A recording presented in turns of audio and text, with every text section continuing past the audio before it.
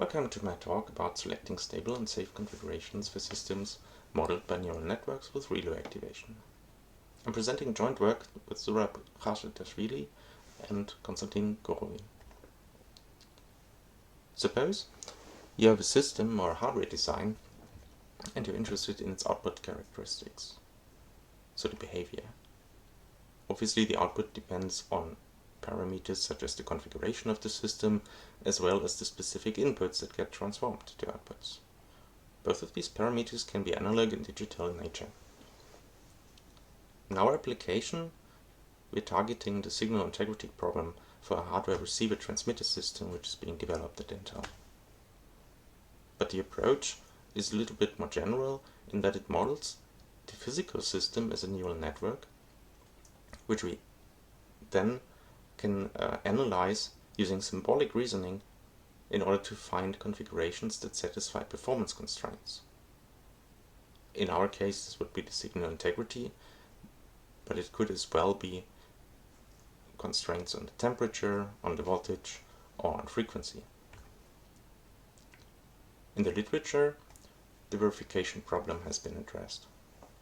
It asks whether, for a given configuration P, all inputs satisfy a specification for the system. However, in this work we are not interested in the verification problem per se. Instead, we want to find a configuration P that is safe for all inputs. That means that all inputs satisfy the spec for this configuration. This is formally a different problem than the verification problem, since it involves quantifier alternations, whereas the verification problem has only universal quantification. To expand on that, we additionally want to find stable configurations.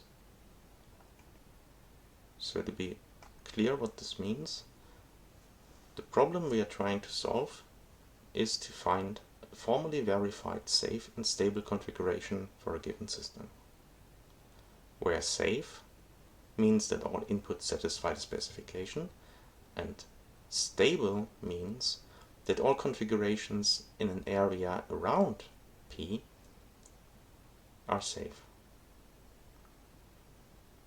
So in this case, the area around P is defined by a radius r, and therefore the safe and stable configuration problem translates to the formula depicted above. Is there a P such that for all configurations around P within radius r and for all inputs the specification is satisfied? We will go one step further and make this region oblivious to the nature of a norm. We do not really require a normed space for the configurations. Instead, theta, which replaced the norm, can be an arbitrary predicate. The only condition it has to satisfy is it has to be reflexive. We will see why in a moment. So formally what we do is we consider a theory T norm with quantifier alternations, of course, and for the digital and analog signals we need to work with real numbers and integers, as well as with the linear arithmetic which defines the neural network, and the usual arithmetic comparison operators that are used to specify the predicates, such as the specification. We are also requiring the norm itself, which will crop up later in the talk again, and Boolean operators as well as the activation function that is used in the neural network, obviously since we want to encode the neural network in this theory. Therefore we assume that the ReLU function is part of these activation functions, but in general it's possible to use alpha functions as well. Furthermore, we assume that we have a decision procedure for this quantifier-free fragment, so without any quantifiers. That is not unusual, especially for this theory defined here. There is a logic even called LIRA in the SMT standard, and many solvers implement this logic and decision procedures on top. Let us now introduce a concrete type of formulas that we are interested in, namely those formulas where the safe and stable configuration problem can be specified with.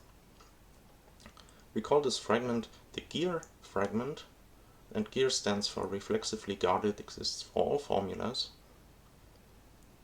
and they take the following shape. So they ask whether there is a configuration P from the configuration space eta, and for all configurations Q within the so-called stability guard, so this was the norm just a few slides above, for all configurations Q in the stability region defined by theta and all inputs X, the specification has to be satisfied. In particular, we want the predicates eta, theta and psi to be quantifier-free formulas over our theory T-norm. Also, that theta defines a reflexive relation. The SMT language is quite broad, so it's possible to indeed encode this quantified formula above in the Gear fragment to encode it directly as an SMT-lib instance. And there are state-of-the-art solvers like Z3 and CBC4 that implement quantifier elimination techniques for real numbers and for integers that still fail to solve any of the examples that come from our application. So they fail with out-of-memory errors on 32 gigabytes or just output unknown, which is not helpful. So we resorted to finding an own algorithm that makes use of this decision procedure for T-norm, the theory that we defined earlier, however, for only the quantifier-free fragment of this theory. And for that, indeed, we could use Z3, for example, to solve this problem using this algorithm called Gearsat. So Gearsat is an algorithm for the decision problem that we stated earlier. It's just a gear formula. Is there a configuration from the space such that for all configurations around it, where around means in the stability region, and for all inputs the system specification is satisfied. So this is the problem that Gearsat solves, and here's the algorithm. It starts by maintaining a list of lemmas called E, and then goes into a loop by first trying to find an assignment alpha that satisfies the system specification and the lemmas. So if there is no such assignment alpha that satisfies the system specification and the lemmas, that means that the original formula is not satisfiable and therefore we return unsat. Otherwise, we have an assignment alpha that gives us a candidate P alpha. So we use P alpha to find to ask the decision procedure to find an assignment beta that satisfies the negation of this implication. Theta P alpha Q implies psi QX. So if such an assignment cannot be found, then this means that the original implication is satisfiable and P of alpha indeed is a solution of the decision problem for the gear formula. However, if there indeed is such an assignment that satisfies the negated implication, we add a lemma to our list E, and the lemma is the negation of the stability guard where Q under beta is instantiated. So this algorithm does use the specific structure of our formula in that it only adds lemmas to our list E that come from the stability guards. And that way it does indeed learn stronger lemmas than SMT solvers appear to do. So I should be careful in my wording when I say counterexample. So Q under beta here is a counterexample. When I say counterexample, I mean that this is a counterexample to the stability of the configuration. It is not to be understood as a counterexample for the verification problem, so the validity of the spec. Instead, it's really just one point where the spec is violated for the configuration Q. Therefore, it's a counterexample to stability. So I should also say that the stability guard connects the existential and universally quantified variables. That is its purpose. We want to define a region that has to be stable.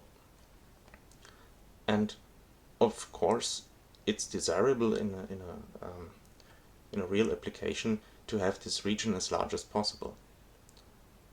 So in our application, where we see in evaluation later, the stability was defined to be as large as 10% of the value of P.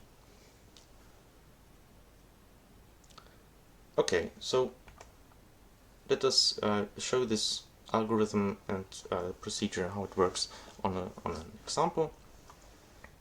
So suppose the potential solutions, that is the configuration space defined by eta, is the area depicted in green here, the potential solutions, and we start by obtaining a candidate, maybe here, and the algorithm proceeds by finding a counterexample. If there is such a counterexample in this area defined by theta, the stability guard, like this, it adds a lemma to our list of lemmas where theta is instantiated on this counterexample. That means in this case when theta really is the Euclidean norm, or defined by the Euclidean norm, then this would be the solutions that this lemma excludes. In that case, the algorithm proceeds by finding a new candidate from the potential solutions defined by eta. Let's say this one. And again, inside it tries to find a counterexample, and possibly one exists. Then the region around the counterexample again is excluded by a new lemma obtained by instantiating theta on this counterexample. So now more potential solutions get excluded, and this process can continue until eventually all potential solutions are exhausted, in which case the algorithm returns unsought. This brings us to the first theorem that we proved, and that is that Gearsat is sound for the Gear fragmented formulas. So in particular, we did have to prove for this theorem that the lemmas that only come from the stability guard, that these lemmas are not too strong for the particular formula, and therefore the proof uses reflexivity of theta and of course the soundness of the decision procedure S for the quantifier free fragment of T norm. However, in order to state that Gearsat is actually a decision procedure, we need to prove termination, and this turned out to be, well, impossible. So here's an example. Suppose there are actually safe and stable solutions in this green cloud in the lower right, in the lower left corner.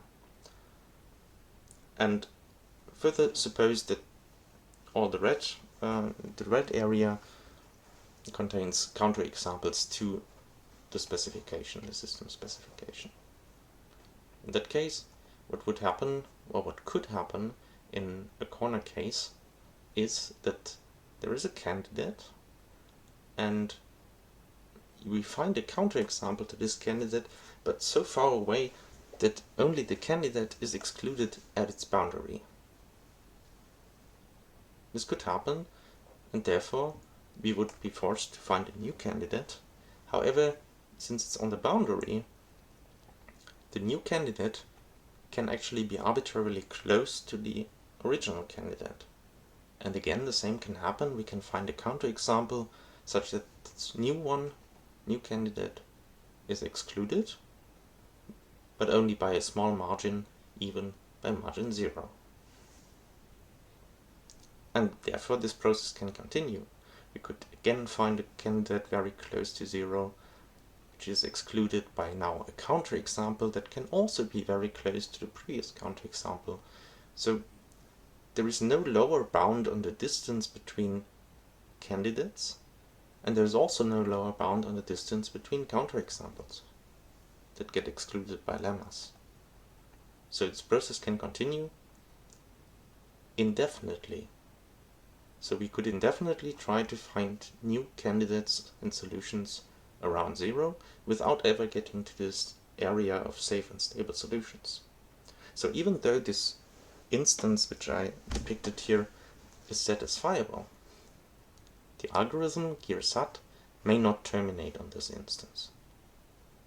Whether or not it does depends actually on the underlying decision procedure for the quantifier-free fragment of T-norm, because this one gives us both candidates and counterexamples. However, we need a decision procedure which is guaranteed to terminate. So in order to do that, we have to be a little bit more lenient in what problem we want to solve, and just for the sake of presentation, we are going to go back to the normed version of the stability guard, just to make the pictures match the formulas better. It's possible to do this without undoing the abstraction theta for the stability guard. However, I decided to do this here just for presentational purposes. So let's restrict our formulas. We now say the stability guard really is just a ball around P, ball with radius r. And we additionally require that eta defines a bounded set. So that means that the configuration space is bounded. Typically this is the case, so for physical devices it's impossible to set arbitrarily large configurations. So in that case we have a normed gear formula, and in order to clarify the problem that we want to decide, let's also introduce what is delta perturbation. So if phi r is a normed gear formula, then it's delta perturbation, where delta is a value larger than 0. Then the delta perturbation of phi r is defined to be as phi r, but instead we add delta to the right hand side of the stability guard. So the delta perturbation actually only perturbs the stability guard by adding delta to the right hand side to the radius. And we now come to the problem that we will solve on the next slide, which is called the delta decision problem for normed gear formulas. And this is inspired by our application domain, since we want, so the original motivation for configurations to be stable was that we cannot ensure that analog or continuous parameters can be set exactly. But then it turned out that actually having this leverage of a whole region which is proven to contain only safe configurations. This turned out to be important, and therefore it was acceptable to reject solutions to the problem if the counterexamples are just within a very small delta distance of size delta of the safe region.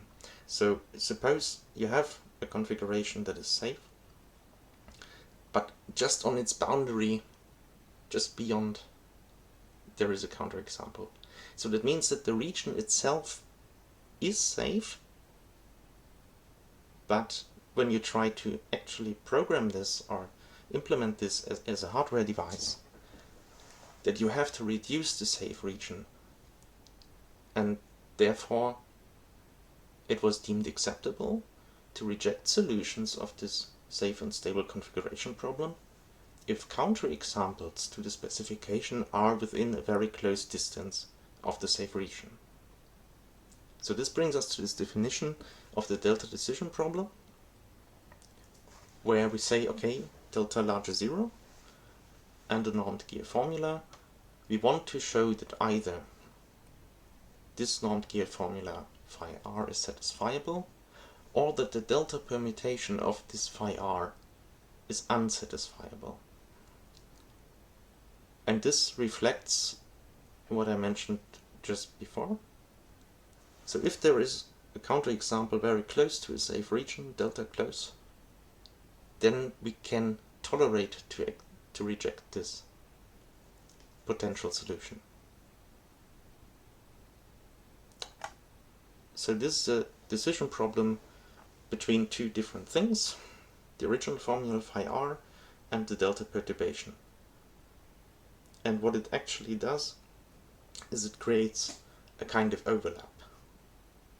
And the same kind of overlap has been researched before in the so-called delta SMT problem, which has been defined by Gao et al.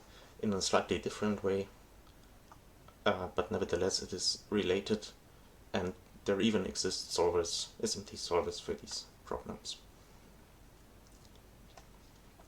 Okay, let us now show that the Gearsat algorithm can easily be modified to a delta decision procedure for this problem.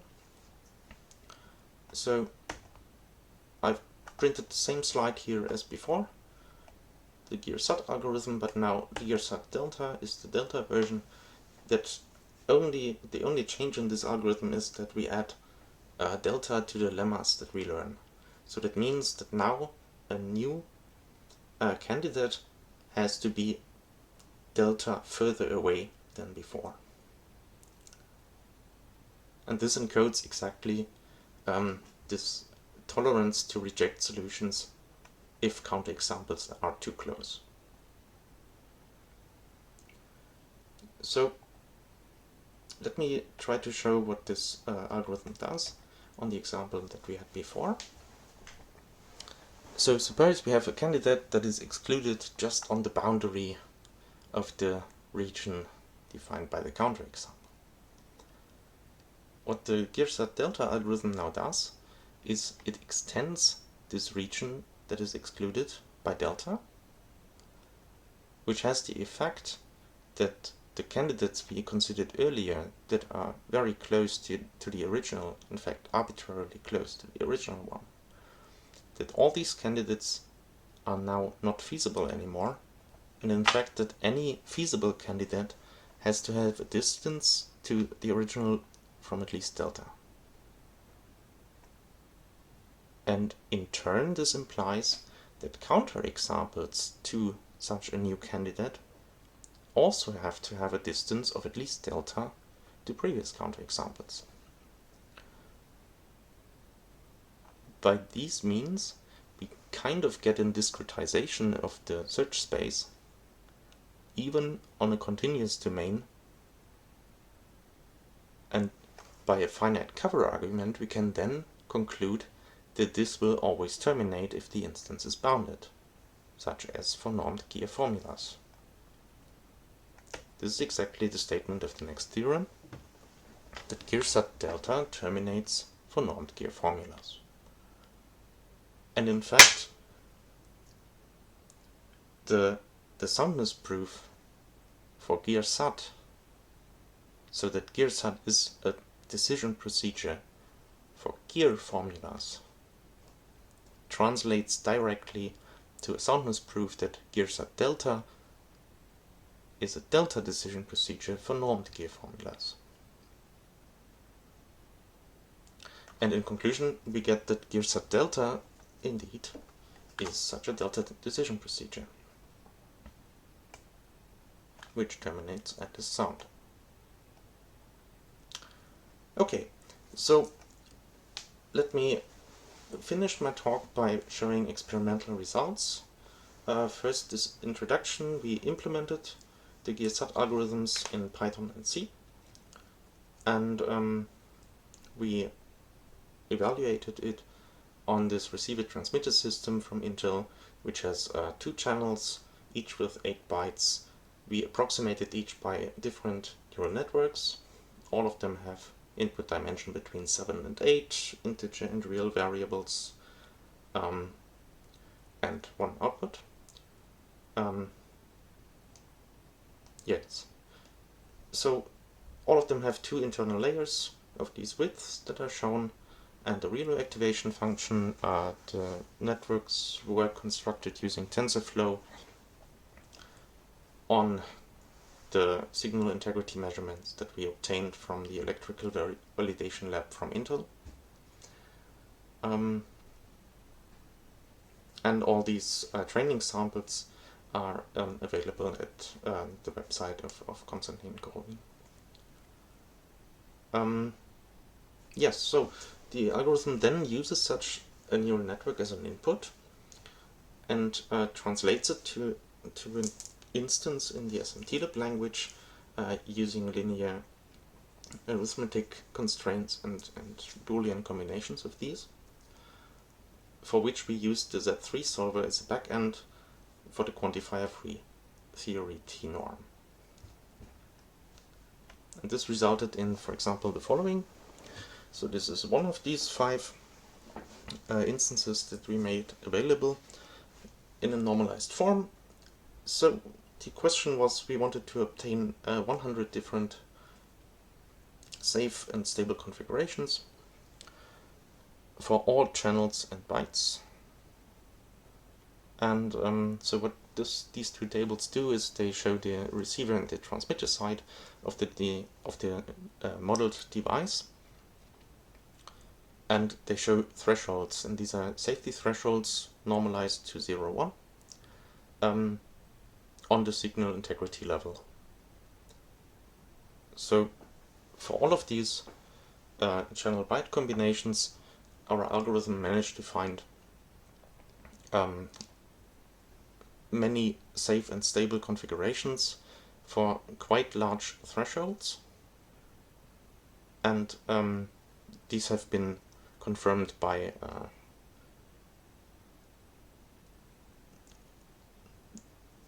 testings of the lab at Intel. So what we can also see is the number of safe regions that were actually found. So if this number is less than 100, it means that there are no more safe regions than, for example, 41 for the channel byte configuration 07. However, for this exact same version, there were 2,600 counterexamples which were obtained in just under 1 hour. So what we can also see is that even though the timings vary quite a lot, they seem to be related to the number of counterexamples encountered during the search. So in total, between 230 and 7,003 calls were made for each of these channel byte configurations, which is quite a large number. That is due to the size of the configuration space and dimension of the configuration space. Okay, so let me conclude. We introduced the safe and stable configuration problem that involves quantifier alternation and therefore is notoriously difficult for SMT solvers to solve directly. We also introduced a delta decision procedure called Gearsat delta for the normed gear fragment of our theory T norm. And this decision procedure actually not just returns a Boolean result like true or false, but it also produces certificates for the safety and stability. So it outputs safe and stable configurations, or it outputs proof that there is none. And so this is the implementation. The procedure itself, so the algorithm that has been implemented uses the stability guards in the problem statement, so the specific structure of the formula, to learn lemmas which appear to be stronger than what SMT solvers generally learn.